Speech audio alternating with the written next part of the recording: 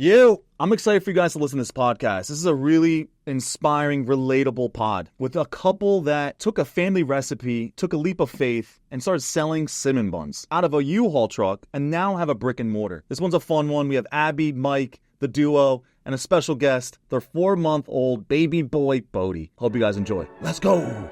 You know where you are. This is the Outliers Podcast. Let's go.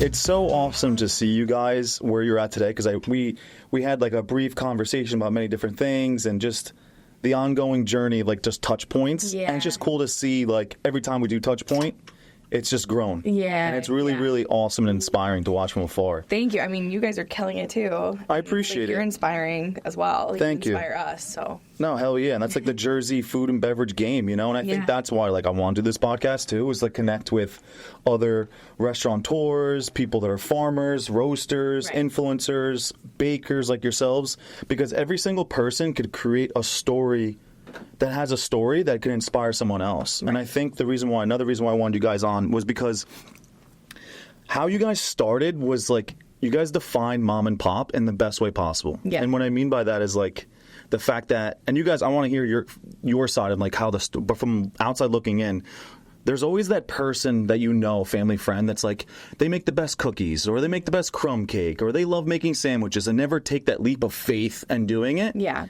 And I think that's the hardest part. And you guys did it, you know? It was definitely the hardest part. Is the jumping part, right? The jump to full-time away from splitting between this and like other jobs was such, like, it was weeks and weeks of discussions and breaking points that we had to get. Here, just move up, Mike. Sure. No, it was hard. I mean, everything that comes with going full-time. Yeah. Like, all the pressure goes from like, oh, this is like a hobby, this could be something, to there's no more stability. Like, it's either this or like everything goes to hell. The biggest thing is the health insurance too, because if we always talked about it, like, we would have jumped so much sooner if we didn't have to pay, like, literally with him, it's like $2,500 a month in health insurance. More than that.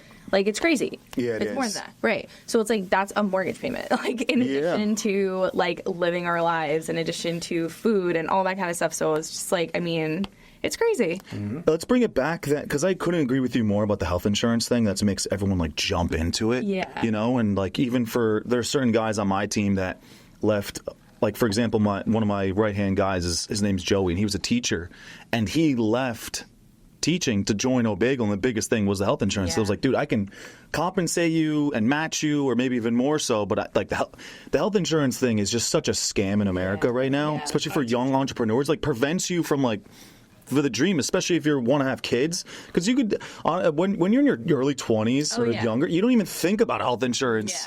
You think about health insurance once you have your kid, you're like, holy shit, this bill is massive. Yeah. If there's like massive. When you have to continue your employer's health insurance, like through Cobra. Yes. And you're like, oh, it can't be that much. I only paid $500-$600 out of my paycheck, every time. And it's like, what do you mean my health insurance is $2,700? Family, what are you talking about? Yeah. How am I supposed to do this? How am I supposed to survive? But that's also the golden handcuffs, right? Which is what I mean by golden handcuffs is like, you have this job and you don't want to leave, but you have the golden handcuffs that like it keeps you bounded to it because there's the benefits and it's the comfortable bouncy thing, but you realize like you're still stuck in that box, you know? And then with you guys, it wasn't until, was it COVID when you started? I don't remember like how you guys actually started. It was just like for fun, just selling cinnamon buns, or what? We started originally, so all this is like Nikki, it comes from Nikki's grandma originally, but we wanted to do something special for Maverick's first Christmas. And we were like, what do we do? Let's do like this cool egg casserole thing that we found. And my grandma has a recipe for cinnamon buns. Let's try it. And I was like, I have no idea what I'm doing with these. It was COVID. Early COVID, I was experimenting with a little bit of bread. I had some like minor dough experience, but we were like, let's try it. And I was like, I have no idea how it's going to work. It took me forever because I'm a perfectionist, and I was like taking my time. And we baked them, and they turned out fantastic. Her whole family was like, "This is it. Like, we need these like constantly, and you need to sell these."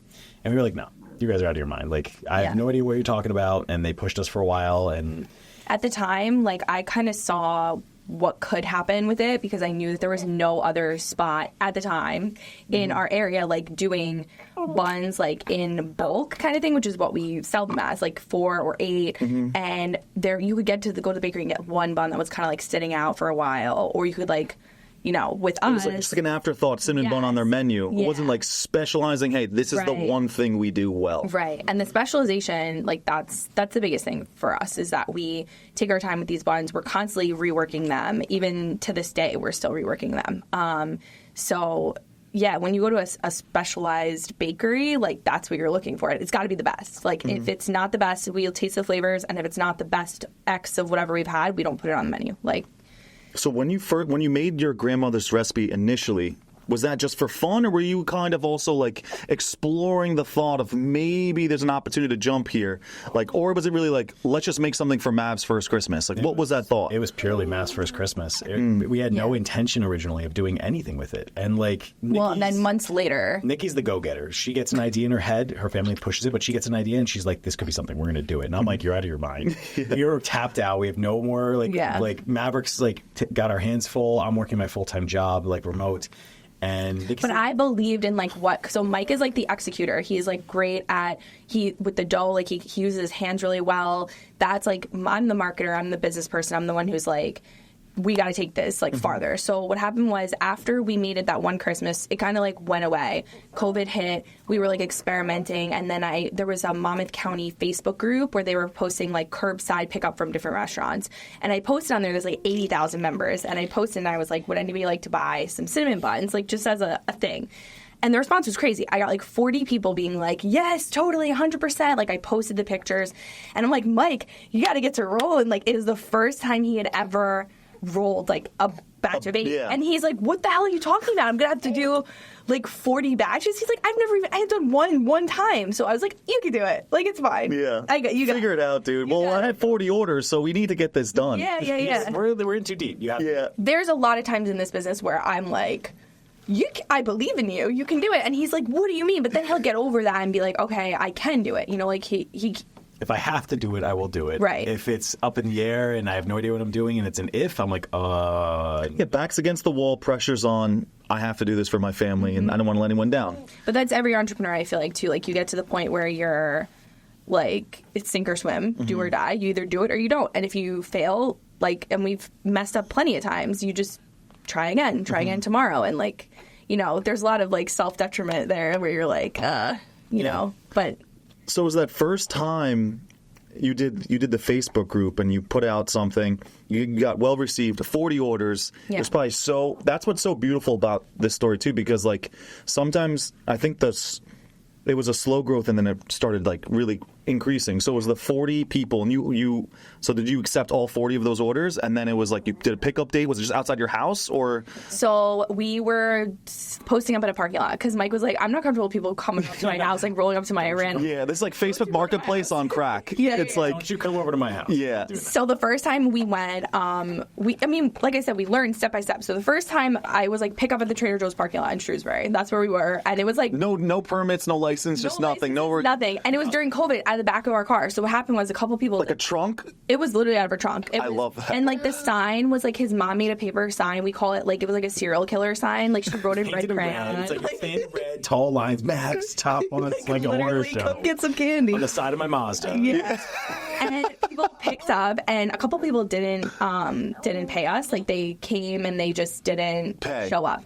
So I'm like, shit, what do we do? So I literally took the box and I was going to car, hey, want to buy some cinnamon buns? And like, people are like rolling up their windows like, who the hell is this woman? Yeah. What is this laced with? Yeah, it's during COVID. But so we ended up just being like, okay, so I guess now we have to take payment before we get the orders. So that's how the pre-orders started, because we were like, you can't just roll up here and expect to like either get them, because it's made it more exclusive, and number two, it was like, we needed payment. We needed to know you were going to show up, because it's like sketchy. It's a parking lot, like get in and get out kind of thing. And then it just started to grow. So like this is our side gig, right? Like the whole time is our side during gig. During this time. So it was almost like made it more exclusive because there was only a certain amount we could make per week. And there was only a certain amount that we like wanted to make. Sometimes we were off. Sometimes we were like, okay, we can't do it this weekend. And the demand just kept getting like bigger and bigger. We had a Google form.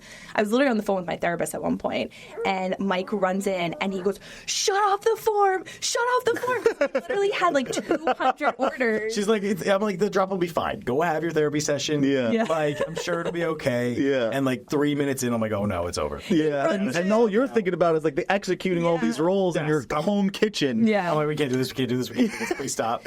Yeah, I mean, eventually we did get out of like our home kitchen because when we posted in that curbside group, there were people who came for us, like other businesses, and they were like, "You can't be doing this." Blah blah blah. This was like before. In here, you can't be doing this. You're not a real business. Yeah. We were like, oh no, they're like right. So like we had to go like get licenses. We had to go get like trainings. We had to get like certificates and things. So it was like we made the LLC really quick. We got an accountant. Like we did everything super super quickly because we wanted to be able to do this, and we knew the demand was like crazy. So yeah, the hate from someone else kind of propelled us forward to make us into like a real thing. So yeah, you don't want to stop. You're not going to let this person tell you can't do it. So you're like, all right, what can we do to make ourselves a little bit more legitimate legally, and so we can continue to sell this? And because we had like backgrounds in marketing, like our biggest thing was create the brand first and then do the product. I mean, the product was with the brand, but like we kind of created it all at the same time. So like it wasn't just like Mike and Nikki's buns. It was like MAV'S Top Buns. Like, who are these people? What is this company? Like, you know what I mean? So when we created this LLC, it was like, who's Mav? They keep calling me Maeve now. Even some people coming up like MAV'S Top Buns. It's not Maeve, it's Mav. After our son.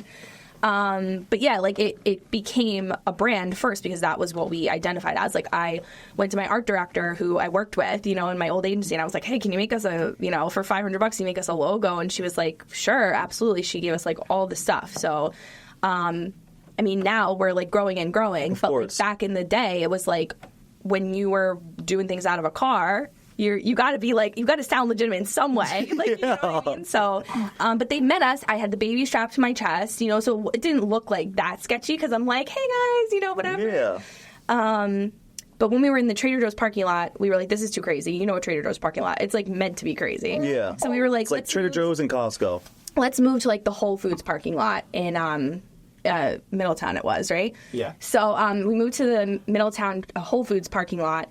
And that was like a lot more spacious. The guys at the gas station would come over and be like, what the hell are you guys selling that this line is like down the block? From a truck to a U-Haul. Yeah. Did the U-Haul for months and months and months. And then we went full-time. And then we did full-time out of the U-Haul for a little while. And when did you do? How long was it until you went full-time? We went full-time like October of 2022, I want to say. I think that's when I quit my job. And we took the risk. We jumped all in because it got to the point where the business was so prominent that it couldn't be a side business anymore. It was going to fail. Like, it was just going to not meet everyone's expectations if I didn't quit my job, and like we went all in on it. So yeah. How many drops were you doing? Was it like every other week, or was it often? Once a week. It was once a week. It was once a week on a Saturday. We were making how many, like, $500 at the time? I can't even remember. It was it wasn't 500 boxes. Every drop was like 200 boxes, I think. But like I would literally, I was working remote. 200 of eight was it of six? Four. Six. Their boxes of 4. Yeah. So their boxes of 4, and I would literally leave my job. It was working remote, and I would go make dough. And I'd make dough for a while, and then we'd have to make icing. And this is at nights now with kids, and like we would split everything. Like Nikki and I would tag team. If she had to take care of the baby, I would solo it, or vice versa. And it was just crazy. Our weekends were work constantly, and like and nights. And like we would bring Maverick with us to the kitchen, to like the commercial kitchen we were at, and he would just be there with us. And it was just a craziness and craziness. Yeah, and then we hired staff, and it grew and grew. Like, the people that I hired are still with us, like, from 3 years ago, even. My one girl, Michelle, everybody sees her. She's like, people are like, are you her mom? And, like, she's like, no, I'm not, and I'm not her mom. Like, but, yeah, it's really been, like, a family business, and, like, people believe, like, our employees, too, like, they believe in us. Like, they believe that we're going to hopefully grow bigger. Everyone thinks we're nuts. 3 kids in a business. Yeah, for sure, man. How about you, Mike? What was that jump like though, to get out of the full-time job? Obviously, someone who's like relatively conservative mindset, obviously. Yeah. During that time, you have 2 kids. You're probably wanting to grow within your own family before this, obviously before Brody. So what was that mind? Bodie, I apologize. It's all good. But no, it's craziness. Like I was always like, we got to save money. Eventually we want a house. Eventually we got to like live like a life like normal people. Like we can't just rent and do like side things constantly. So it got to the point where it was like, okay, I hate my job. Like we met in our first careers in pharmaceutical advertising, and we jumped all around. Eventually got me working remote, but like every 6 months or so, I'd have like a mini mental breakdown. Like I'm not doing my job well because I don't care about it. I'm just trying to spend as much time with family as possible. And we were like, what's the way out? How do we get me out of this job? And we were like, well, we have the side hustle that's growing. Like we got to go all in on it. But like I never felt like it was the right time to go all in.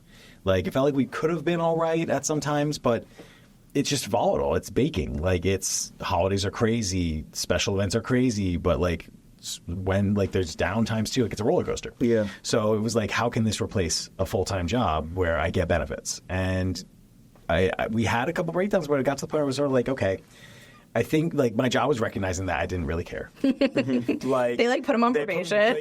Like every and they probably see it also from like social media and stuff. Like, dude, he seems like he's so busy with all these things, but he's actually baking buns on a Wednesday. That's why he's missing these meetings. He's missing meetings. He's just putting fucking vanilla on his buns. I was on paternity leave with Marley at the time, our second, and I was supposed to go back after like a month, and I had more time left. I was like, I'm going to take it at another date.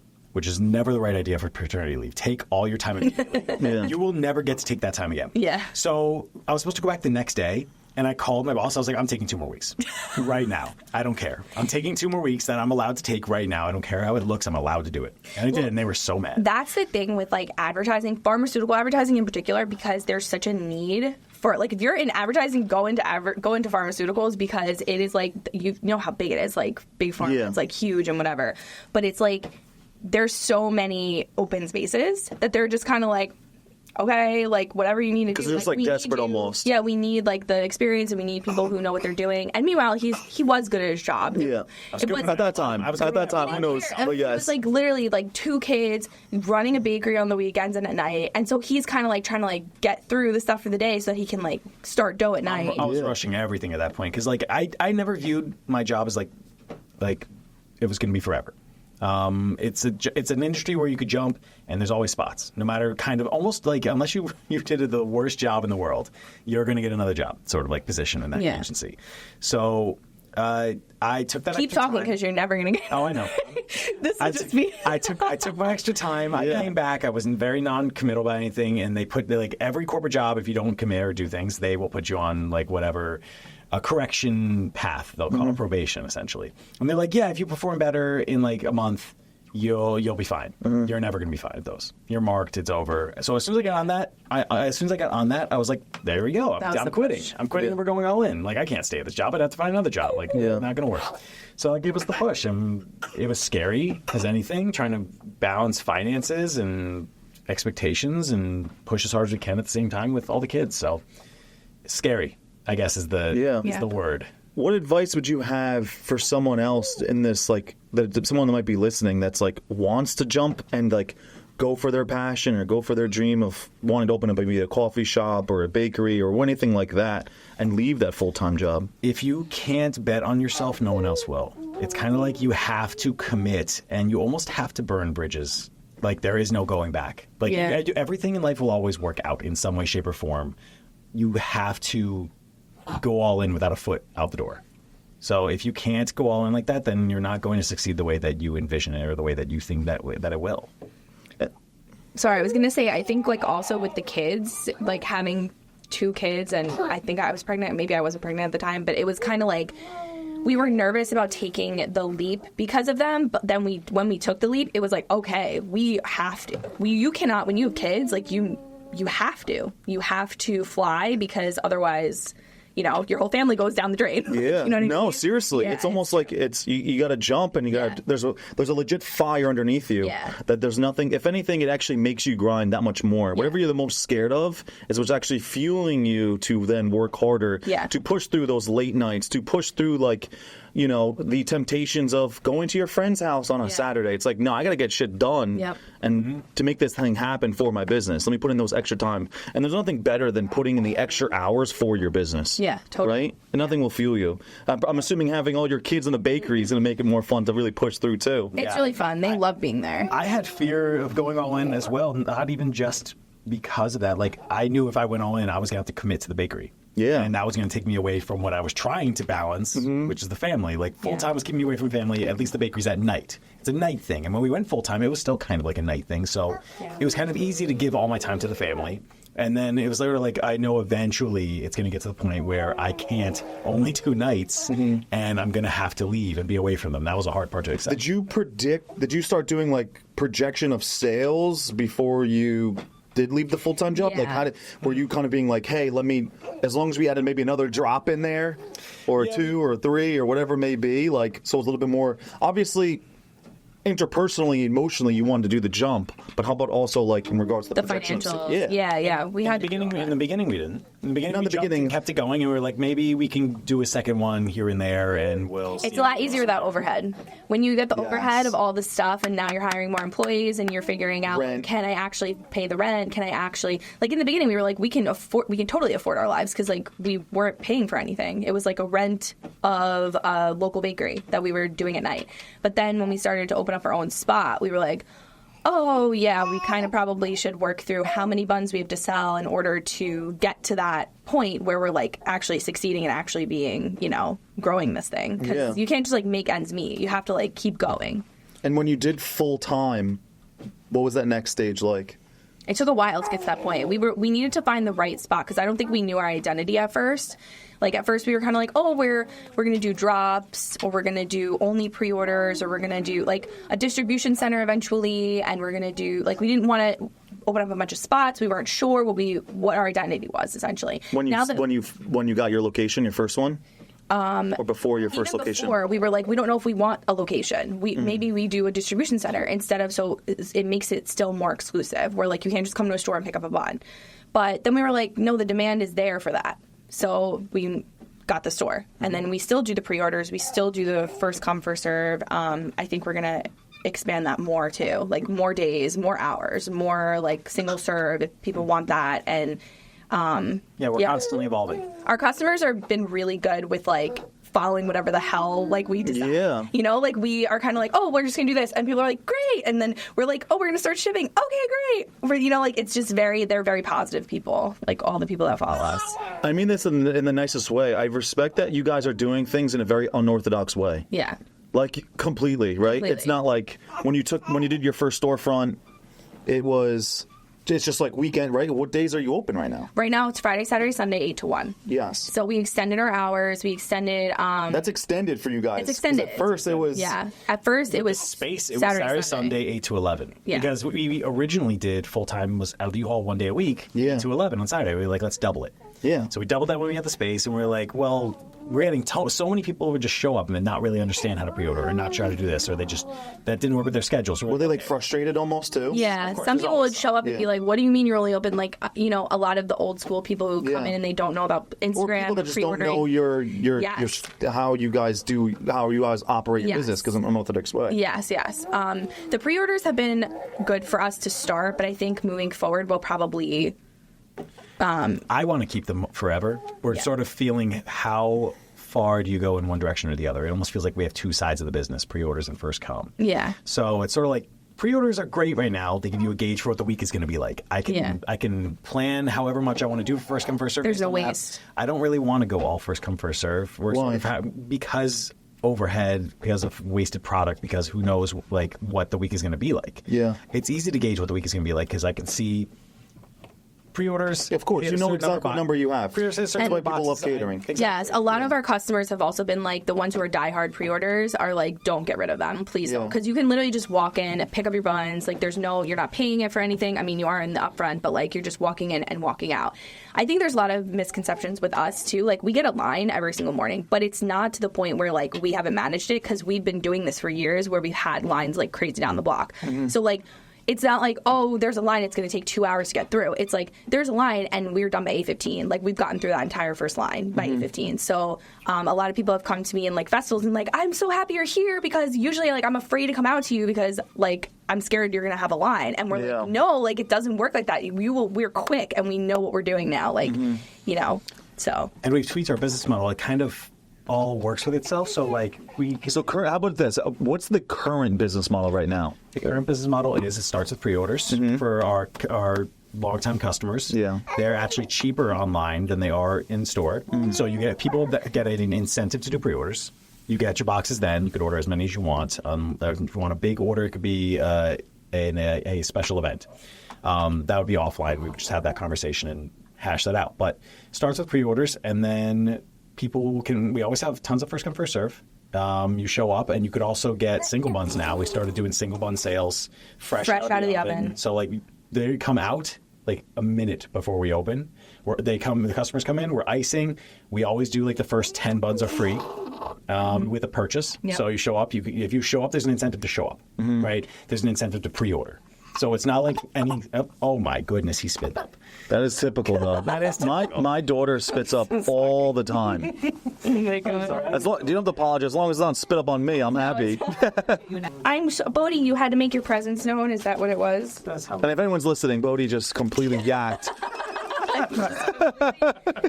Spit up all. And I'm totally just keeping this because this is on brand. And this is a one of one, and I love it. Like, this is how it goes. Yeah. Yeah, I mean, a lot of people too. Like, in the beginning when we first opened, they wanted. I disappeared for a while. Disappeared for a few months because I was, like, literally postpartum and trying to keep that, like, social media presence, but.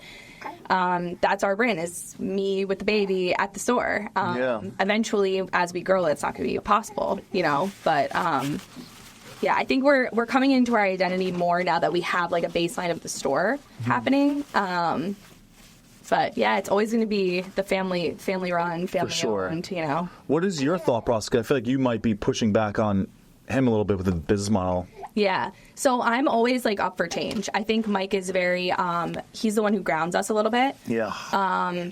Which is a good thing, because we can't, like, change every day. You know, of course. Me, I'm always thinking of, like, ways we can improve, innovate. Yeah. I think that the people who like the pre-orders are also going to come in. They'll come in no matter what, and get the buns. I think that as we grow, it's not going to be as easy to organize pre-orders. Like, say we open, like, a couple more stores. Like, how are we going to have pre-orders for 3 different stores? I mean, I guess we could do it that way, but it's a conversation we've had and that we're talking about and figuring out what the best way is, like, as we grow, because it's, like, on the cusp. It's going to happen. So yeah. I think I have difficulties with this before, and I've rejected the private equity a few times and franchising and things like that. I think it's about figuring out what you find is success. Yeah. And I think a lot of people push this, like, unnecessary narrative on what they think success is and think that, like, you have to open up 100 locations or have to be the next Cinnabon or have to be the next Auntie Anne's, or you could do that if you wanted to, but it comes down to, like, what do you want? And I think having that inner dialogue is super helpful, because, like, I always thought it too myself, even with O'Bagel, and I've rejected New York City, Philly, Miami. I got shipped out to Vegas, and I used to put myself in this fucking crazy tornado. I apologize for cursing, by the way. I put this in this crazy tornado in my thoughts, you know, and just being like, where is O'Bagel going to go? And then I just came to, in my own thoughts, realizing, like, I wrote down until I had kids of my own and wrote it down of being like, this is what I think success is. This is what the number is. This is how much I want to be bringing in. This is what my ideal day looks like. Yeah. This is what I'm even doing the podcast. Right. Like, as long as I could break even with this podcast, I'm happy. It's just having an opportunity to talk to people like you and other people that I admire, inspire, and just in the food and beverage game. And I don't know, I just think that, like, sometimes, like, success is so weird. It's always like whatever your P&L is almost. You know what I mean? Yeah. No, I don't know if those pressures come in your mind or not. Yeah, they do. I think that and like I said, you're absolutely right that everybody's measure of success is different. I think for us, we started MAV'S Top Buns, and it has been the craziest ride since the very beginning. And I think for us, like, family time is always the most important thing. But the business is, like, our other child. And, Big like, time. I think when we went full time, we were kind of like, what does this business deserve? and like it deserves to be like as big as it possibly can. Like I don't think that we know exactly what the next step is, but I think that as we learn and grow in this, like there's just too many things on the table for us to like turn away. What are your thoughts on franchising?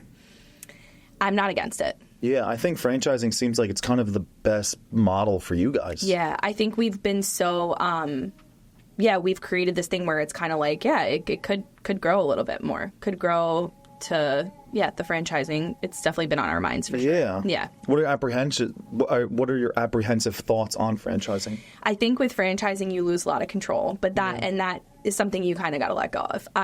Mike and I, for years, people have come to us about like franchising, and we're kind of like, because we like to keep control of things. But I think if you set it up correctly, and our business is actually like it's very franchisable, like the way that we can set it up. But we needed to get our like store like solidified, and once we get that completely running, like a well-oiled machine, like we're all in for it. So. Yeah, because I think with yours, the reason why franchising seems like the fact that your product is so singly focused. Mm-hmm.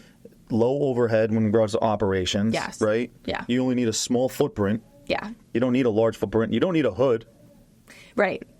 In Middletown we do, but yes. But in general, with having an electric oven, as long as the oven's electric. Yeah.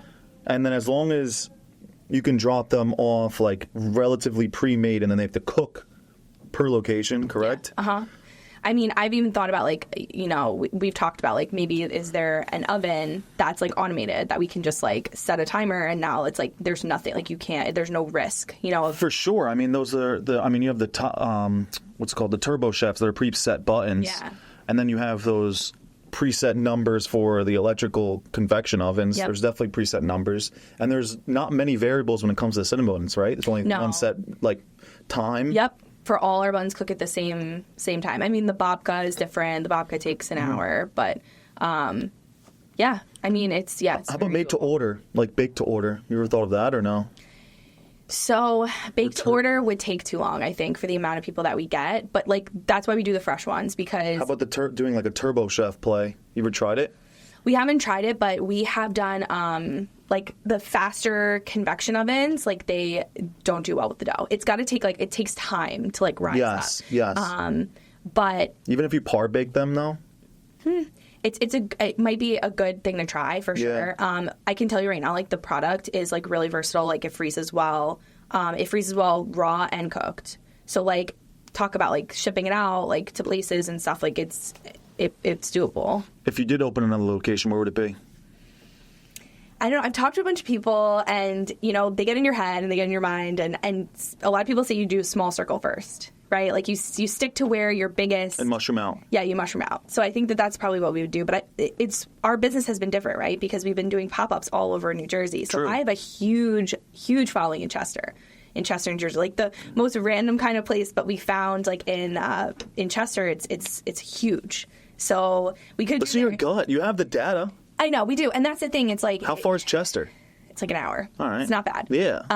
But that's the thing. That's why the drops have worked. And I think everything has like led us to this one point. And you could almost lead up to it too. Yeah, totally. Yeah, we could even like, lead up to it just by meaning like let's say if you're like finding locations and then let's say you are like an attorney review or like you're teasing that location. Yeah. For the next like month or 2 months, you can just be like drop every Friday there and be like, all right, we know we have 200 orders every Friday. We're golden. Yeah, I think Mike sees. Yeah, we see Chester as being like the next thing, but love this area. Love Hoboken. Love Jersey City. Hell yeah. Jersey City area. I mean, the walkability is great too. Like to come in, you smell the buns on the street.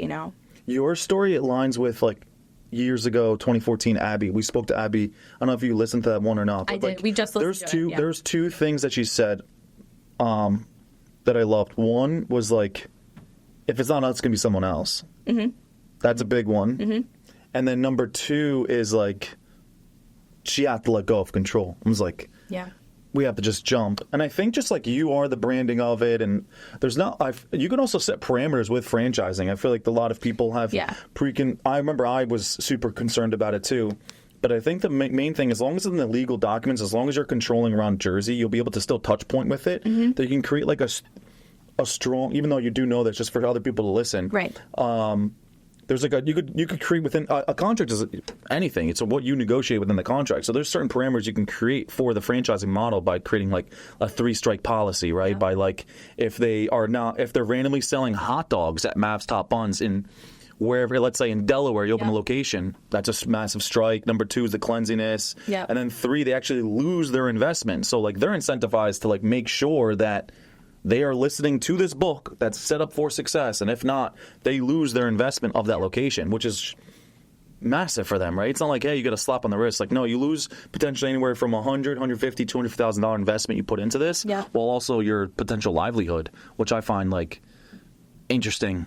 And I think the other component, too, is interesting about franchising is, like, which model you go after. Chick-fil-A's is very interesting to me. Have you seen Chick-fil-A's model? No, what's that? So what Chick-fil-A does is they go after their internal team. It's actually harder to get a Chick-fil-A franchise than it is to get into Harvard. Wow. Yeah. So the reason why is because the franchise fee, the total investment is only $25,000. Not just the franchise fee. I'm talking about total investment. Wow. But the counter to that is that the corporate team will build out your location for you, but you're essentially paying $25,000 to own and operate. You know what I'm saying? So it can't be just like, you can't just be a lawyer or a doctor or a dentist and like looking for some passive income and want to open up a Chick-fil-A. Like you have to have someone that's in there and like be operating it day in, day out. And they'll also check your tax returns to make sure you're not taking on other incomes. Wow, that's wild. But you have an opportunity of making like real to money. Make it insane, right? Yeah. Exactly. It's just interesting to see like all the these different models. Yeah.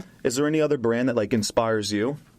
I mean, Pliables, we were just like talking, I mean, not talking, but listening, and they really inspire us because their story is very similar. Like the stand at the beach, and then all of a sudden it just kind of grew and grew. I love like when Abby was talking about like how she just kind of like rolls with it and goes with her gut, and like that's what we've done this entire time is kind of go with our gut. Mike is the one that slows us down a little bit, but it's a good thing because if we didn't slow down sometimes, like we'd be making a ton of mistakes. So, and it's okay to make mistakes, but like I know you also were saying that like as you get older, you're like calculating more and you're thinking more, and I think that that's important. Like you have to, as you grow as an entrepreneur, like think a lot more. You know, you can't just be like flying by the seat of your pants because like there's a lot at stake. There's like your family's life at stake, but there's also like, you know, legality issues and all this kind of stuff. Like you have to just think about everything. So I think the key thing to prevent analysis paralysis is like having a certain deadline of a time. You know what I mean? Meaning like, hey, if we want to make this executive decision on, let's just say hypothetically, where our next location is going to be.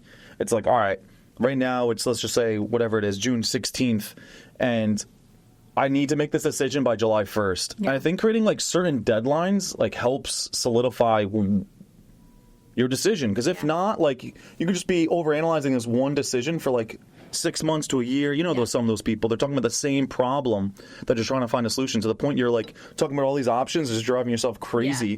And then back to what you're saying too about like that perfect balance between you and Mike, I think gives you like that beautiful cruise control, having that perfect balance between ambition and patience, which is like just a nice 60, 70 miles per hour on the highway. Yeah. Rather than hitting that 110. Like you might get to the next exit, but the next one you might get in a serious car accident. No, I totally agree with you. And I'm impulsive, but then sometimes like it's like during you balance each other. But during the day, like when you were like that, right? When you were impulsive, you'd be like, let's go. And then at night you'd be like, fuck, what did I do? Yes. You know what I mean? Like at night you'd like think about it, and I'm like, at night? I don't know. It's something at night where Same. It's like you get so nervous and you get scared and you're like, I'm gonna. And so I would drive this guy crazy because I'd be like, let's do it, and I'd like pump him up and like convince him all day and the night and be like, what are we doing? Why are we doing this? Yeah, just wake up randomly like 2 a.m. For me, I used to have such bad like now thankfully I have my own ways of dealing with my own mental clarity and sanity. Yeah. My journal is one thing, but that's good. In general I just feel, I don't know why, I think it's because you're just, when your body is at rest is when your mind's at rest as well.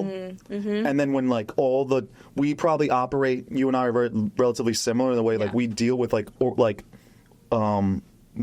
organized chaos well. Yeah. Like the energy around us, we actually get stimulated by other people. Right. And then all of a sudden when everything's gone, no kids, no people, no new ideas, you're just by yourself, you're like, you actually have more common thought and be like, what the hell is actually going on? Yeah, what was I thinking? Yeah. But it also helps though too, right? Because then all of a sudden you wake up and you're like, I'm ready to go. I'm ready to go. Ready to start the cycle over.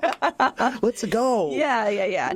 I mean, I think that I've worked since I was like 15 years old. You know, my mom like would go to the mall and be like, my daughter's going to get a job here. And then I'd be like, I guess I'm working now. Like, what's happening? Yeah. Working until 11 o'clock at night, you know, a Cold Stone and all that. You know, a lot of people view us as like not really, not necessarily like we're salt of the earth people, but like industry people, right? But like I worked in restaurants my whole high school, college, like I know what it takes to like make this work. I mean, You're doing it. I'm doing it. And so even if like, you know, the Mr. Chef doesn't think you like earned your stripes and you guys are crushing it because you don't have your pastry degree or worked at some French bakery in New York City or Paris, who cares? Well, that's the thing too, when you're hiring people, like we want to hire people to take over the kitchen, right? So when I'm hiring people, sometimes like if they're pastry chefs, they're like, no, this is like not, you're not doing this right or this right. And we're like, no, but it's worked for us. Like I'm very open to like hearing feedback and advice from people that we've hired 100%.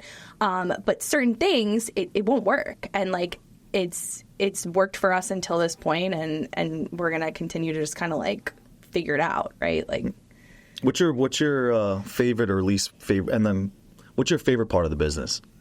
Oh, the people. 100%. The people, the like face that people get and that they make when they like taste the buns and they're like, damn it, I didn't know a cinnamon bun could taste that good. Like that is really the thing. And just the connections. Like I've made so many friends through this business. Like when I first had the baby, like I didn't have like a lot of friends, especially since I was like 26 when I first had the baby. So like I didn't have like friends my age. When we moved down here and I had the business, like I met a lot of moms like picking up for their families and for their kids. And it was just like a great community that we've created. It's just like awesome. Being a mother, how are you juggling everything? Especially with your first, I feel like obviously Mav was born and then, you know, MAV'S Top Buns was born, but you know. Yeah, it's really like become another kid, and it's like a lot because I've had 2 kids in the time that this business has been like running.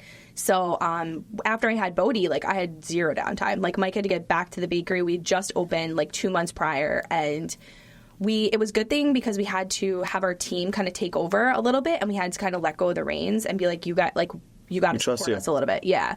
And they were great. So that kind of helped us let go of the reins. But yeah, being a mom is like my number one priority. So I think with the business, I get torn a lot. Like I get torn between trying to be like the mom entrepreneur and like doing everything. And then at night, I'm like, I'm so like tired and I'm so, you know, frustrated and whatever it is. But like, you just got to like put a smile on and just keep going. Cause like, I know that this is hopefully going to be bigger than us, you know? Yeah. And create like true wealth for your children. Right. Like a legacy. I mean, even Mav, like how old is Mav now? He's 5, and he's been in the business since he was like, he was born with, it's right? Like his second, if anything, that's like his first sibling. Yeah, so he'll call my dad, like I've talked about this before too, but he'll call my dad on his birthday and be like, hi, this is Mav from MAV'S Top Buns. Like, just wanted to wish you a happy birthday. That's awesome. And like he knows it's like named after him. Like everyone's starting to realize like this is part of us. Yeah. You know, it's part of our family. And how about the logo? Is that like Top Gun or what? Yeah, it's supposed to be Top Gun. We originally were going to name it MAV'S Buns, just MAV'S and buns in general, or maybe it was going to be Top Buns. And there's like a hamburger company that's like Top Buns. So we were like, can't do that. So we plopped his little face on there with the chef's hat and just called it MAV'S Top Buns. And it's funny, the first year that we did it, the next year Maverick came out, the Top Gun. I know, that was huge. It was almost great. And I was like, yes, this was divine. Like this was meant to happen. Also like meeting you too, because I was like, nobody's ever met another Lebanese Irish guy. Yeah. And Mike's Lebanese and Irish. We're both Arab leprechauns. Yeah, right? And so, yeah, that was weird too. It was divine. And during that time, I remember, like, you know, you guys did a few posts here and there about, like, honestly thinking about just getting out. Yeah. What was that time like and being like, was it just like one of those points you're like, all right, well, what are we doing here? And then how'd you guys get back out of that whole thought process, so on and so forth? Yeah, it was really like sink or swim at that point because the business was growing and growing and growing, and we weren't sure we wanted to quit our jobs because of the health insurance, because of the uncertainties of like the financials and all that kind of stuff. So we were like, let's just get out. And we had a contract. We had somebody who was going to buy the business, and the night before we signed the contract, everything was all set. We had the contract, we had everything, and we were like, let's do this. Like, we were going to move, we were going to go somewhere totally different, and then we were going to be able to like buy a house or buy something or put a down payment on whatever it was. And we were laying there at night and we were like, what the fuck are we doing? Yeah. Are we crazy? Are we crazy? Like, this thing is going to be huge. Like, we're going to sell this for like a fraction of what it's going to be. Yes. So, I mean, not to like, you know, say like, we just believe in it, right? Like, so, yeah, no, I mean, you have to have, every part of success is partly delusional too, right? You have to manifest this bigger picture of like where you're going. Like in your mind, I guarantee it's a lot clearer in your mind of where it's going to be. Yeah. You have to feel that way. If you're not, you're not leading then. Right. You're not growing into a greater vision. You have to think something that's so much greater than your true self. And I think that's true successful people are the ones that set unrealistic goals. 100%. And I think that's the biggest thing is like, you know, when you're in a certain point of time in your life, if you say you want to be, you know, let's say if I wanted Obago to be the next Shake Shack, when I first started, people were like, what the hell? You know what I mean? But those are the thought process you have to have. Yeah, and that's okay for everyone else to think like, you know, that's unrealistic. Think whatever you want. It's like, all right, if that's unrealistic, it sounds like it's a big goal then. Yeah. It makes you nervous to hear that goal. Yeah. And hear that dream, which is awesome. And I think that's also like, being an entrepreneur, you get it from so many sides. You get it from like all these people are trying to tell you what to do. They're trying to tell you what's best for you. They're trying, and like you have to block all that out. Because in the beginning, we were like listening to everyone, and we were like, "What are we doing? Like we don't know what we're doing because we didn't have a set vision. Like now we have a set vision. Like anybody could say anything, and it just kind of bounces off me. Like in the beginning, it used to piss me off every time I see a cinnamon bun. You know what I mean? Yeah. Like every time I would see a friggin' other cinnamon bun, or like now all of a sudden a local bakery is making like funfetti buns, and it's like, where the fuck did you get that idea? Like I know you're following me, and whatever. Yes. I don't think that like that anymore. I don't care. I don't give a shit. Like we're always going to be, because like you can't steal someone else's brain, right? Because we're always going to be like, yeah, you're making funfetti buns, but we did that yesterday. I'm making ube buns tomorrow. You know what I mean? Like, you'll always have those people. You also always want to be the one creating the trends, not following them. Correct. That means if someone's following you, what you're doing, that means they're behind. Yeah. Which is actually better. Yeah. It's like, it's almost a flattery that they're copying your idea. Because that means they're literally just one step behind. Yeah, and there's not to say I don't like take inspiration. Of course, you could be inspired by other things, but I know what you mean. Yeah, for sure. What's the most difficult challenge you're dealing with right now? Figuring out what the next step is for the store, because we want to be open a lot more. We want to be open 7 days a week eventually. And I think that the buns are labor intensive, and my staff is already like burnt the fuck out. Like we need to get more people in there to like help and to get this guy out of there, because like he's unpaid labor at this point. Like he's doing a lot of work for Sounds cheap, like cheap labor that's helping up the balance sheet, but also hurting you. Correct. So, eventually to get him out of there and get like another store up and running once we get like a well-oiled machine and to just like keep blowing it out. How about you guys don't have, what type of equipment do you guys have? You don't have the sheeters? We have sheeters, but it does something to the dough that like we don't like. Oh my God. So you guys are really just out here just... The sheeter isn't as good. Yeah, Really? It's hand rolling. It's slow. Yeah. It is slow. I'll beat 5 sheeters in a row. You're a beast like that? You can out-sheet the sheeter? You should see this guy. I'm telling you, understand. talk about the Sheeters are triceps. This guy's like an old Japanese man ripping dumplings. Just absolutely murdering it. You're like a Nona wrapping up raviolis. You're just killing it. The fact that you could out-sheet a sheeter is wild. We have 12-foot tables that I'm rolling out on, and a sheeter is 4 feet on either side of it. You can only do 4 feet of rollouts. And it's just back and forth. Is it the right consistency? Is it the right size? You have to measure it differently. It makes a mess. It's a nightmare. Yeah, he spoils us because he is so fast. But, like, he also trains people really well. Like, his friend Joe, who's, like, one of our main guys now, he was, like, in our wedding party, like, was working at a CVS, like, before this. And, like, he taught him how to do it. Now the guy's crushing, like, you know. It's not a hard thing to, like, replicate. You just got to get the right training and you're off, you know. Have you ever thought about doing, like, a job at Auntie Anne's or any of those guys, just to see how they're doing their day-to-day ops, so you can like kind of transfer that ideology to what you're doing? Just like, hey, I'm looking for. I mean, it is what it is, you know. Bad idea. You know, work minimum wage and just work there at the mall like for like 2-3 weeks, see how they're doing it, and then kind of just go into your own thing. Yeah, I mean, even Cinnabon like that. I mean, they've got it like. They obviously have it down. They have it and down. you could just kind of I view us a little different than Cinnabon. Of course. You guys are way... We are, but I think business model-wise, I don't think what they do is compatible. For sure, but you never know if you could be inspired by just... All I'm saying is like there could be one priceless commodity that you learn from them. That's it. Obviously, your product is more superior than Cinnabon. You know, your branding is you and your family, and you have this great story, and your ideologies become behind MAV'S Top Buns. But they are almost $1 billion brand. That there could be something that you can grab, you know? Yeah, I know. We also say like about our brand versus them is like, and just any other place is like, we are nostalgia with like an edgy twist, like where your grandma's cinnamon buns if she had like tattoos, you know, and like a nose piercing. You know what I mean? Sounds like a badass grandma. It's a badass grandma because like we're doing something different like that. I mean, we're making a brand. I have crazy visuals in my mind of that. I don't know why. Yeah, like tattoo. I have to really stop. Yeah, I'm just. It's getting crazy in my mind. Yeah, no, that's the thing, and it's like we're selling things in bulk. You know. Yeah, and I think even like your marketing strategy is very unique. It's like just you guys like just being you. Yeah. And following your story. Is there any like ideology on that, or is it really just kind of like just go and just be you? Like, what is your thought process on it? So, do you know? I'm sure you know, like Food Baby.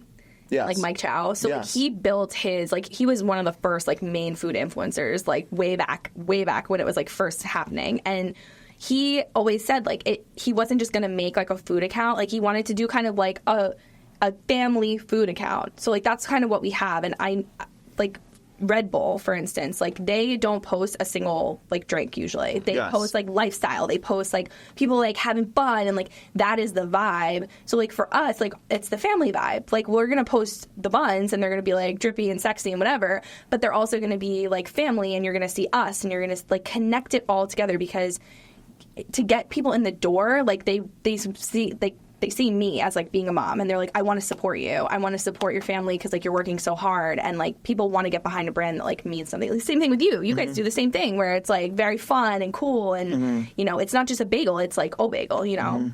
No, but I think you do a good job with showing even more behind the scenes of like who you guys are too, though. Yeah. I think I like almost sway away. It's like I always tease the idea of like all of a sudden we're gaining momentum with like I'm doing the videos, and my biggest apprehension and what my biggest fear is like to be the brand. Like I want Obagel to be bigger than myself, 100%. And then like all of a sudden I'm doing it because like it's so easy to. It's not because it's just me, but like we were talking about before with our TikTok, and like we're doing all these videos. It's getting like we're getting a lot of traction. I'm very like humbled by it, but I'm almost like scared of it because I'm like. I don't want to be Papa John, Yeah. But it's like maybe I don't know. It's this weird thought process, but I think like almost overanalyzing and overthinking the brand is the trouble. That's what creates the authenticity, I guess, right? Like you guys are the authenticity of behind the brand of like who you guys are. Yeah. And it's crazy. Like outside looking in, it's so much easier to see what you guys are doing well, and then all of a sudden sometimes, I don't know if you think about this, like internally you like kind of overanalyze certain things and like compare yourself to other brands. I don't know if you do that or not. No, I do completely. I think the social media thing, it's easy to get in that trap, but I think when we create things that are like authentic to us, those are the things that like blow up. Like the latest one of him, like it was like random Eminem song, and he's like rolling the buns, and I mean, I'm not saying we used to be way more viral than we are now. I think during the pandemic, people were like all over social media all the time, and we would get like 10,000 likes on like every photo with like my iPhone 8, 4, whatever it was. And the algorithm changes, and that's okay. And I think that it doesn't matter like how quickly you grow. I think it matters the people that stick with you like throughout the whole thing. Like in the pandemic, I was just like running my mouth about random shit. I had 1,000 followers. I didn't care. And I think people like gravitated towards that, and it just kept growing. And like all my followers from that time are like still with me. Like they, so it's not just like a viral account. It's like genuine engagement. Yeah. You'd rather have 1,000 loyal customers than 1 million views. Yeah. Definitely. The 1 million views, they can come from anywhere all over the world. Yeah. But like at the end of the day, like that's what's so interesting with the food and beverage especially like just a food concept. Like it's just like your 5-mile radius. Yeah. Sometimes I even talk about that too when it comes to marketing. Sometimes people overanalyze the marketing side of the business and try to compete with these big corporations. But if you treat your 5-mile radius or your community like the world and just dominate that 5-mile radius, it'll compound aggressively. Yep. Because those are the people that you're trying to sell to. Of course, you want to become a tourist destination, and you want people to drive to you, and they're from all over, and people are emailing you from Cali. That's amazing. It's flattering. Yeah. But like the true base to build the mom and pop business is like the community around you, that perfect nucleus. Yeah. And I think sometimes like it's kind of daunting when you're opening because you're like, how do I do that? Well, nothing's better than just like going to your local school and being like, hey, this is a teacher appreciation. Drop off some free food, or their police department, fire department, etc. Yeah. Collaborations with like local businesses. I think your area does a beautiful job of like community. It seems. I don't know why. I feel like I don't know, South Jersey, Central Jersey, whatever you want to call yourself. I'm not going down this debate, but like Central Jersey. Yeah, she had to mumble that in there. She had to mumble it in there. What is that? What county are you from again? Monmouth County. Okay, so Monmouth County and Ocean County, I feel like, is just growing dramatically. What about it is so different than anywhere else, you think? I think the support local thing is huge. Like, there are not a lot of people who would choose a chain restaurant over coming to us. You know, like, there's been times when we've... You're good. Oh, you're good? Oh, okay. Never mind. You know what to do. I can speak on the county. Yeah. Go ahead. I was born and raised in Monmouth County, so we kind of feel like we're our own thing. We're not Central Jersey. Like, everyone sort of eliminates us. Like, you're either north or south. You're either Atlantic City or you're Hoboken. But, like, we have always been in this bubble of, like, no, we're here. No one else, like, sees us, so it's just us. So the township for us has always just grown like that. Like, we have our staples. When you're a kid growing up in Monmouth County and Ocean County, you're like, I got to get out of New Jersey. I don't want to stay here for anything. Like, this is not the place to be. You get out, and you're like, wait a minute. I've got everything that I want. Like, I want to be near the ocean.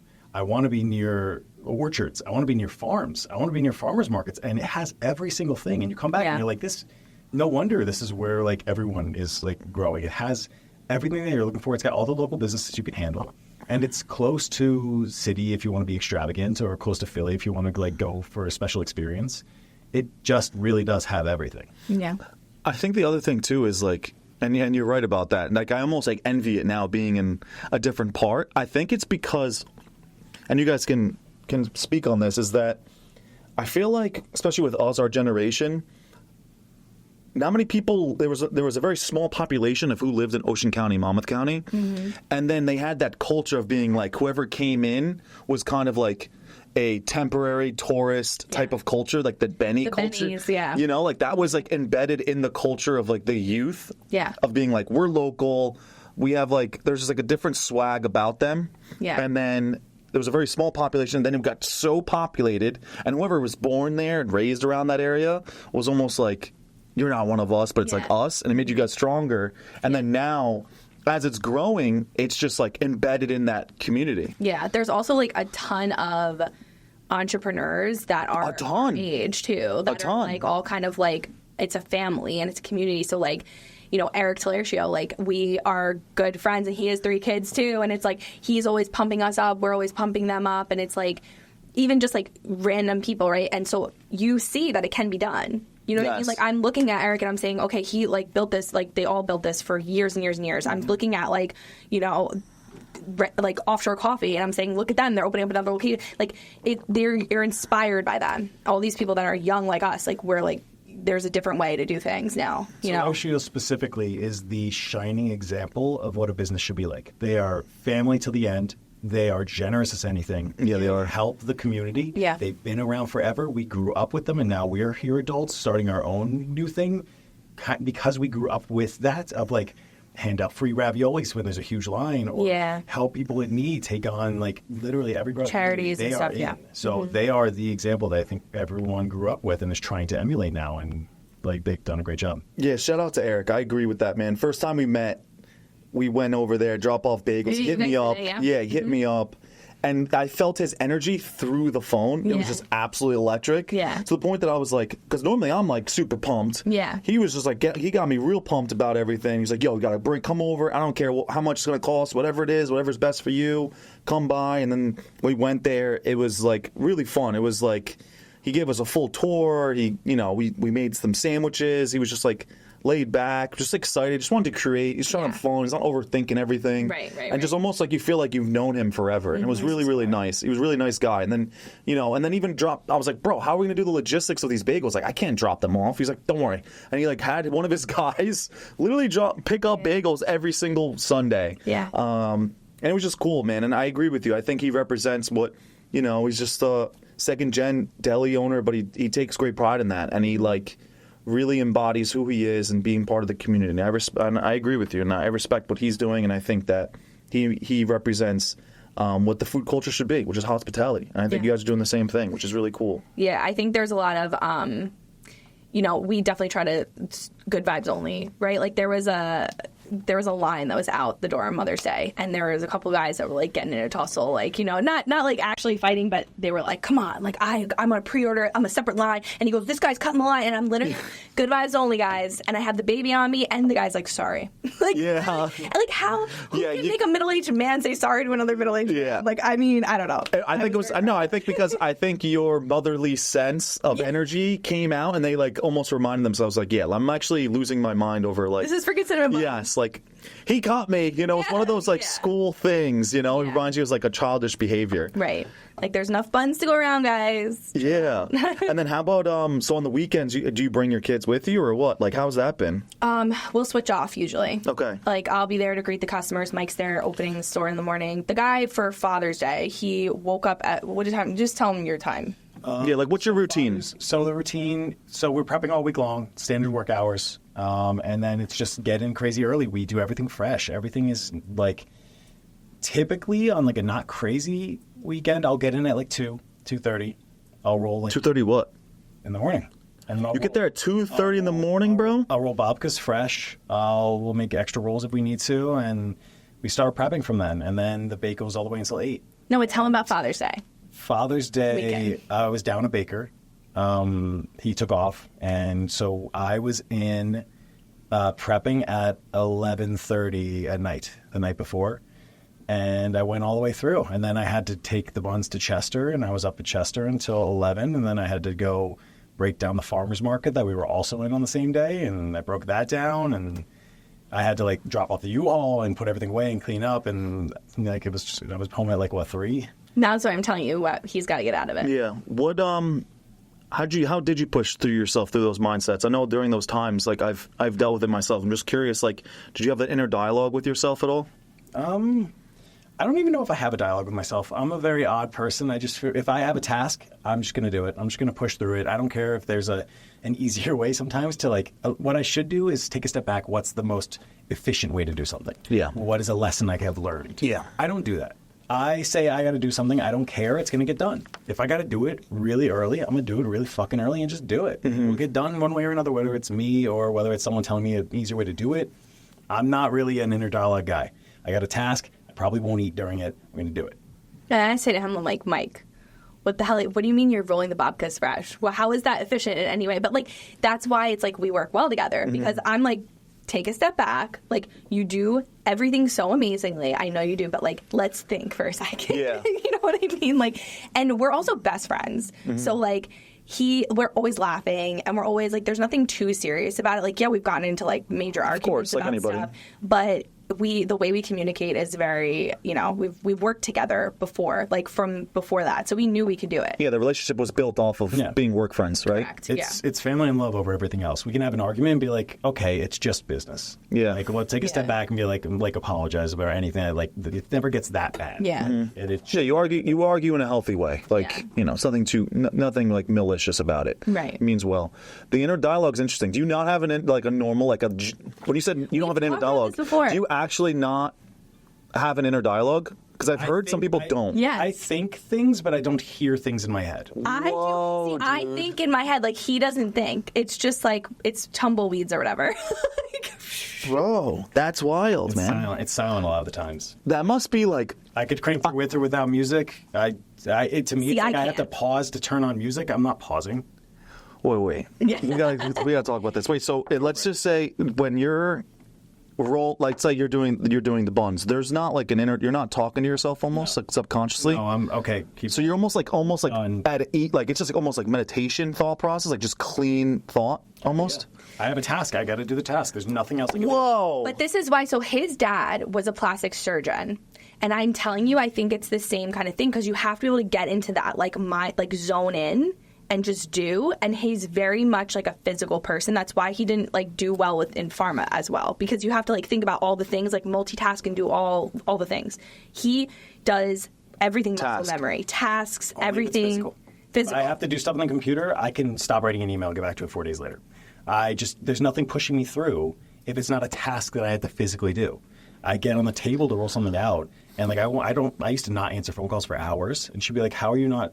You need to put your phone on to ring. What if I need you?" Well, we've already. You're also a little neurospicy. We've already kind of.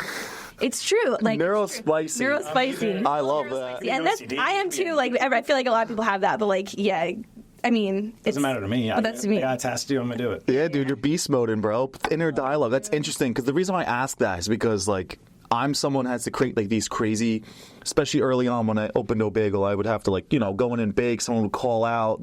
My infrastructure was just a disaster, and I just nothing's worse than after a busy day than hopping in the dish pit, and it was just ass, lack of better words. And I would have this inner dialogue being this could be my story, you know what I mean? I would have to have a purpose behind it and create this crazy thing it's because of my son or because of this. I remember for the Bagel Fest, we did this huge festival and we sold out. I thought we'd had enough for the next day. We didn't. I was there till 2 a.m. just feeling hand by the these bites. And I remember just all I was doing was telling myself that I have to tell myself. If not, I'm out of here. I'm not doing this. Yeah, that's wild, man. It's not that. It's you. You have a lot of thoughts that get in your head and it weighs you down a lot. And we were just talking about that when you were out with the baby. We were. By the way, I wish I could have taken a picture of you. It was almost like a kid who wanted to play outside. He was outside. He's just being responsible. I want to listen. Yeah. Sleeps first. Yeah, it is, dude, for sure.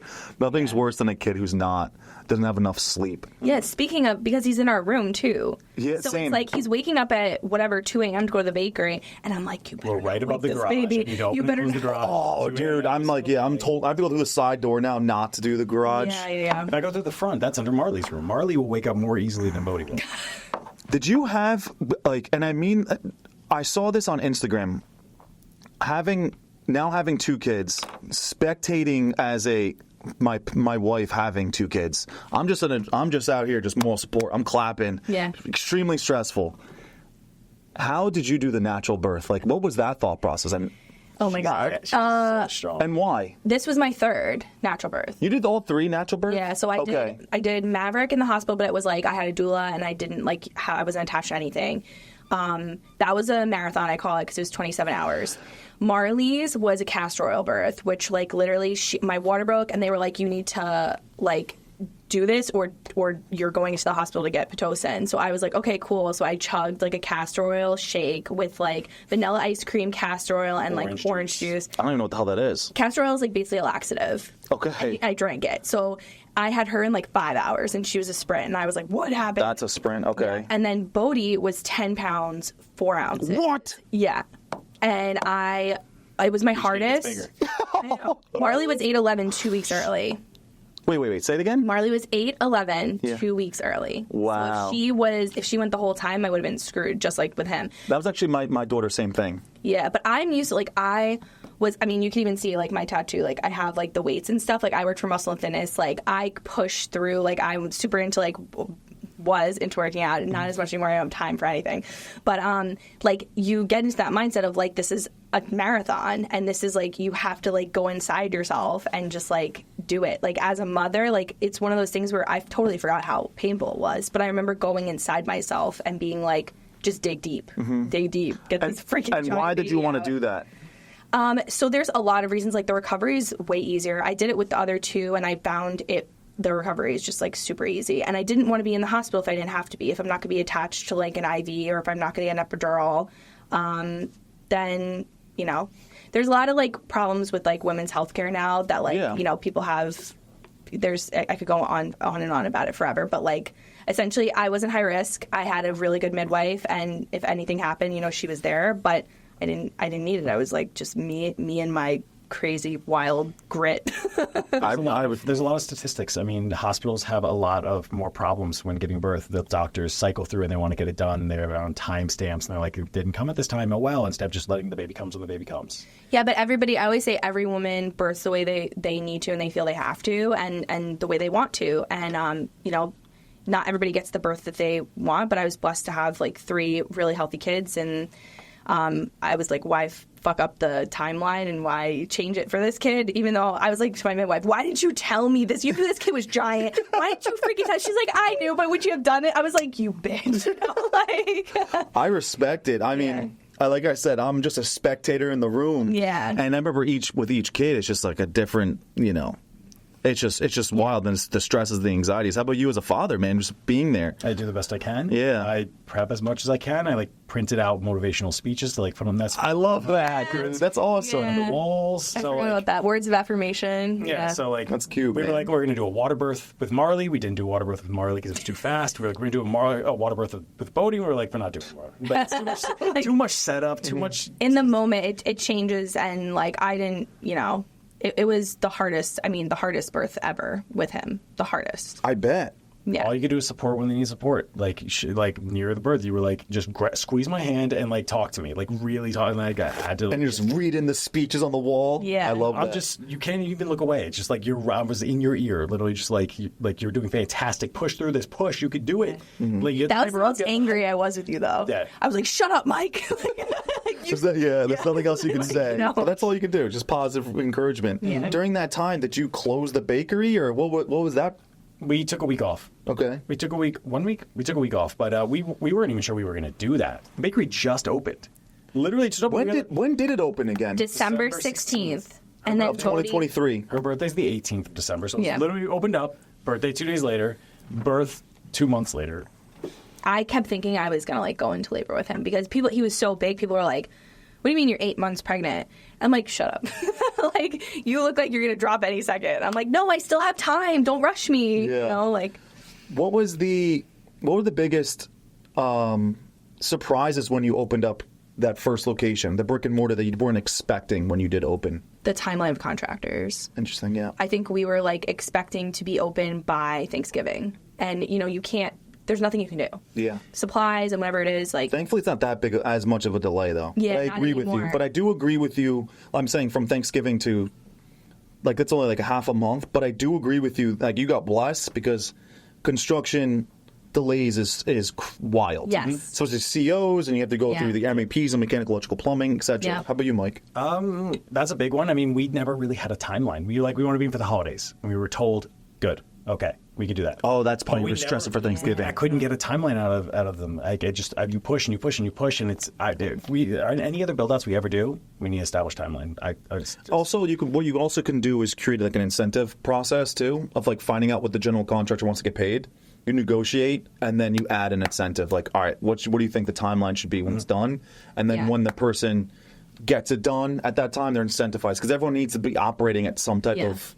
You live and learn. Yeah. It took us forever to sign. I think that in general, we expected so much too because we signed the lease in September, and we were like, we want to be in for Thanksgiving. What a bunch of idiots. It was an established restaurant. We were like, we're just going to throw some ovens in. Yeah. It was like yes, that. yes. And it seems like it's pretty fast though. It went really fast because we didn't really have a lot of cosmetic changes. It was a lot of just put up a damn wall, get the equipment in and running, and get all our permits and stuff. Meanwhile, Middletown Township, I sing their praises because the mayor was anything you need, anytime, push everything through, to get us in. Yeah, because if you come into Hoboken, unless you have a second gen, even so, it's just put in mind it's going to be 3 to 6 months minimum. Yeah. Which is just wild, especially in the city areas. Yeah. How about finding that location? What was that thought process like? That was luck.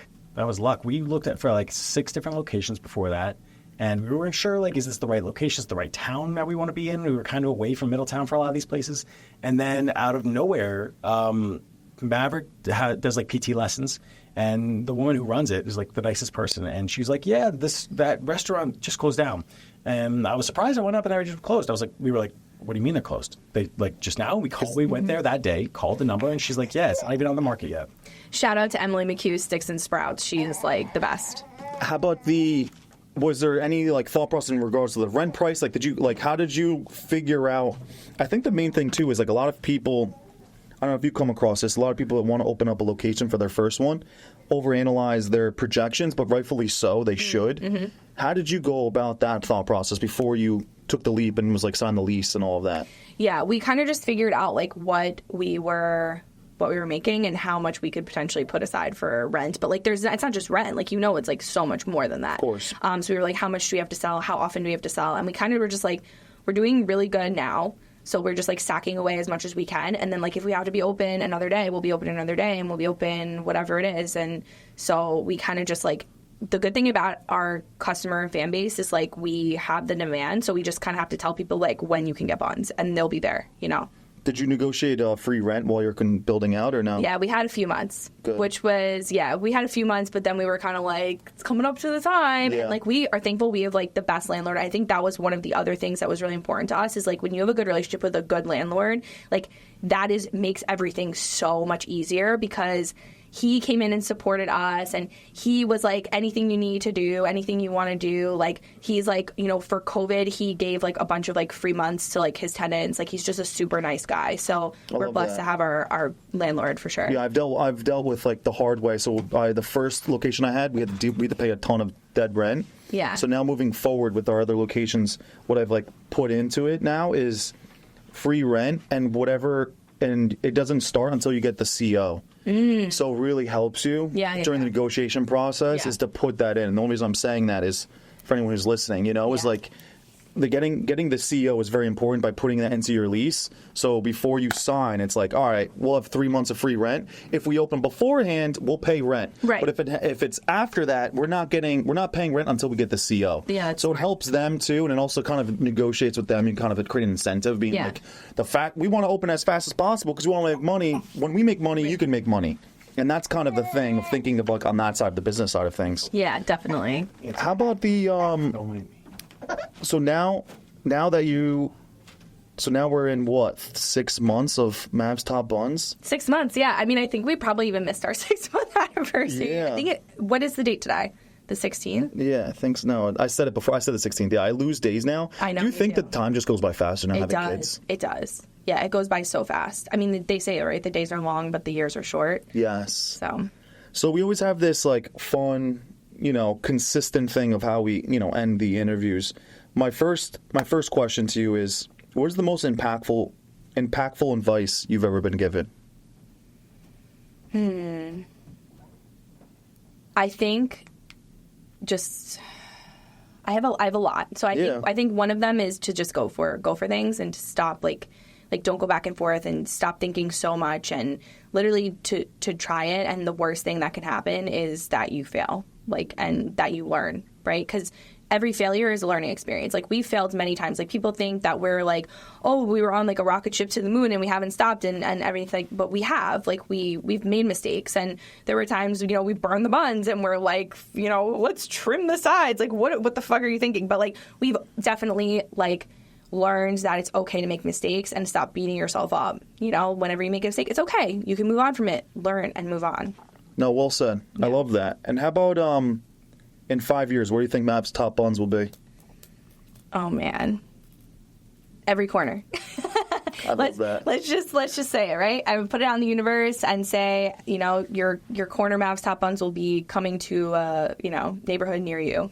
I love that. Let's end it on that. Yeah. I love that, and I really appreciate you driving here. Thank you so much for having us. And it's awesome to see your journey and your continued growth, and I believe in that, and I think that it's going to happen. Thank you. Especially if you just stick to that and have that beautiful balance between you and Mike. Yeah. I think it's inevitable, and I admire and respect you as like a mom, and even just bringing your kid here. It's like such a you thing to do, and I respect it because I get the difficulty of balancing everything. I did email Jana before, just so you know. I know you did, and I'm giving you props for it because as a parent, you're trying to balance everything, and it's like you're trying to what's perceived as professional, what's not, what's this, what's that. It's like, dude, this is us, and we got to just figure this thing out. There's no excuses. For example, here, you could have created an excuse of being like, I can't do a podcast to share our story because we don't even watch our child. But it's like, we'll figure it out. Let's just put them down here, and we'll figure it out. And I respect it. People expect that from us too, and this like society in general sometimes is very anti-kids. Like I'm taking my kids out, they're super well behaved at restaurants, but like you still get like diners looking at them like what are they doing here? And it's kind of like this is like the future generation. Like we're teaching our kids that like when you are old enough to go to like a nice restaurant by yourself, like you're going to be able to live your life and do it well. You know what I mean? Like that's a good point. Yeah, take your kids to restaurants, please. Hell yeah. Wait, last question. I have to have one more question. I'm sorry. Yeah. Your last meal. My last meal. Shit. Mike and I have talked about this so many times, I feel like. It's really weird.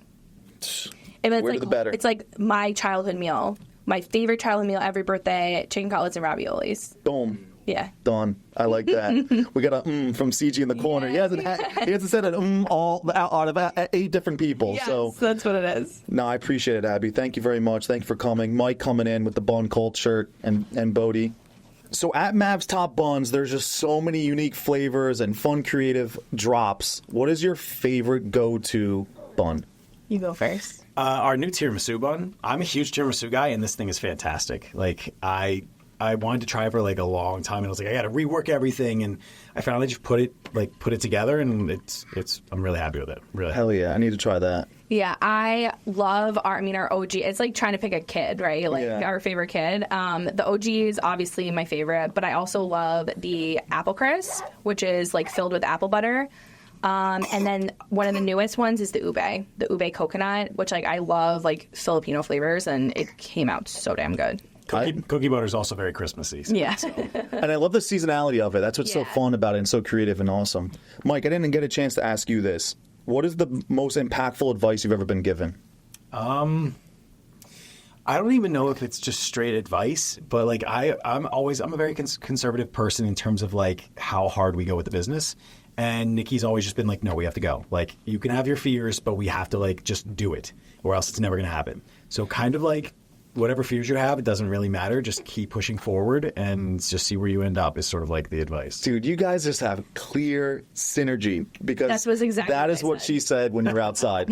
And it shows that out of all the people that you're advising, it's resonating with Mike, you know? He's my little you will. He's the work soldier. It's like have the inner monologue. Yeah, she is your inner monologue. Now she's like, get out of the bakery so we can dominate the MAV'S Top Buns empire. Just do it, Mike. Yeah. That's awesome. That's a phenomenal end note right there. So thank you guys. Appreciate it. Wait, we didn't do the table thing. What table thing? Table one, like if you would sit at a table. Oh, yes. Okay. I literally wrote it down. So pumped about that. So if there is a 3, it's funny because I put it. I was going to keep on doing it, and then other people just get so flustered by it. But I think it's a fun question. It is a fun question. 3 people. You can have any. You can have it with 3 people, dead or alive. Who are you having dinner with? You go first. Bob Marley. Just the good vibes. I'm stealing yours. Okay. Bob Marley. I'm going to throw Kai Lenny out there. Kai Lenny's a big wave surfer. He is doing what looks like a kickflips and backflips on giant waves bigger than you can ever imagine. And then who did I say was my third? No, we'll just do a combined. Yeah, there's a table of 5. Well, okay. Rob Dyrdek. Okay. Like super underrated entrepreneur that like our like generation doesn't know as much about, but like just I love Rob Dyrdek. Yes. Are you kidding me? Yeah. Definitely. And also beating to his own drum, right? Like just being an absolute savage, but like doing it in his own lane. And now it's just like he's also very good at manipulating his schedule, which is like I've never heard before. He's really inspiring. There's a whole documentary about him, how he basically owned MTV, and his show, Fantasy Factory, is just a show about his other businesses that he's growing. Yeah. Like literally he's the cooler version of the Kardashians, you know? Marketing's outrageous. Yeah. So Rob Dyrdek. Is there another one? Ina May Gaskin. She wrote the guide to childbirth, and she just like I read her book and it's incredible, and she just believes in the power of women and their strength. So Eminem, overcoming controversy. Nice. I grew up Eminem. I was so hard. That is a badass table right there. We're going to be talking about pregnancy, birth. You have Eminem in the corner, Bob Marley hanging out with the joints. Yeah, I love that. That's how it is. That's awesome, man. Well, thank you guys again. I appreciate it, guys. It's going to be a fun end. I don't even know if we're going to edit it. We're going to show how like unpredictable this end conversation is. Yeah. And it's going to make CG's life a lot easier to edit too. So we're just going to keep it rolling. We're all at ease. Yeah, bro. Yeah. We're just going with the flow here. Thank you, guys. Thank you.